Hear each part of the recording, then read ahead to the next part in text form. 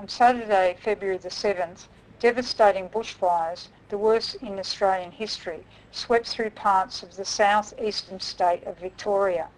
Fanned by heatwave temperatures and high winds, the fires engulfed entire towns, killing over 200 people, destroying over 1,800 homes and leaving 7,500 people homeless. Last weekend, the World Socialist website reporting team visited the small community of Whittlesea, just 50 kilometres from Melbourne, which has become a major bushfire relief centre. Survivors from the small hamlets of Hume-Vale, Kinglake and Kinglake West spoke to our reporters detailing the events of February 7. What do you think about the fact that there was no sort of warning? Well, that was the worst because it was so fast, and I was listening on the radio about the communication, how they were haggling over who was going to foot the bill for people to be texted and rung at home to be warned. That could have probably saved a hell of a lot of lives because, like I say, there was no warning. I mean, if I had been sitting inside watching TV, I would have been oblivious to a fire coming, let alone people who are, settled in amongst trees. They would have just turned around and their house on fire and no warning at all. What do you think about the policy that was developed after the 1983 fires? Well, the thing is, if you decide to stay and fight, a lot of people did that and perished. So, I mean, I saw flames, I ran, so you can say that, but it's all dependent on where your house is. I mean, you can say, well, if you see the flames, don't leave, but what about all the people who stayed and tried to fight? And how many people have died in their houses because they've seen the fire and they've said, oh, well, they've told us not to run if we see flames. So, and the people who did run, it was all luck, if you were lucky to get out. Had it been on a school day, it would have been horrific for parents not able to get back up to the mountain to collect their children. And, I mean, quite a few schools burnt down. What chance would the teachers and kids have had? I mean, they probably should implement something for the schools, some sort of a sprinkler, something, because if it was a school day, there'd be a hell of a lot of dead children out there. I mean, people drop their kids off and go to work, come down the mountain, and they wouldn't have been allowed back. And how could a school evacuate hundreds of children? Well, how were they going to get them out? They would have all perished. There would have been thousands of kids.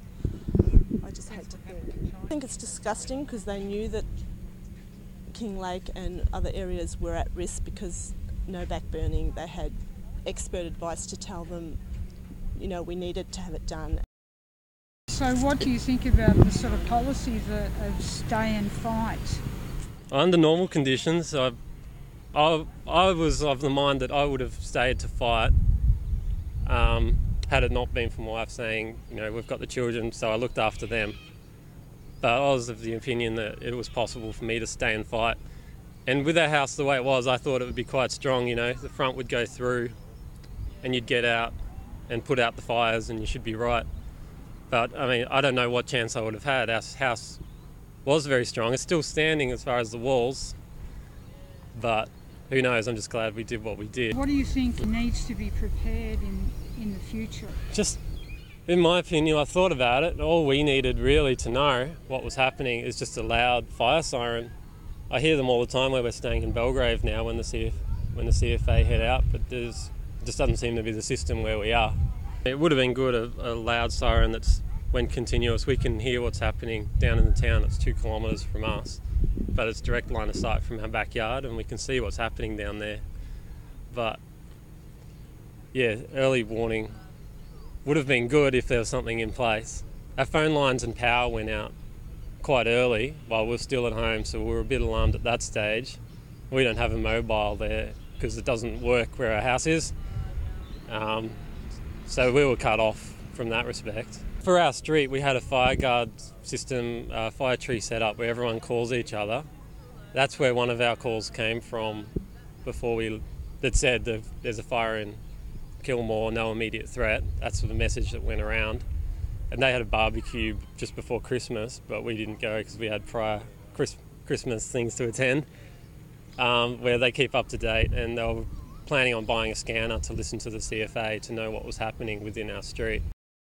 Did the CFA get to Flowerdale? No, they were called out earlier to Murrindindi because there was a mill fire up there too.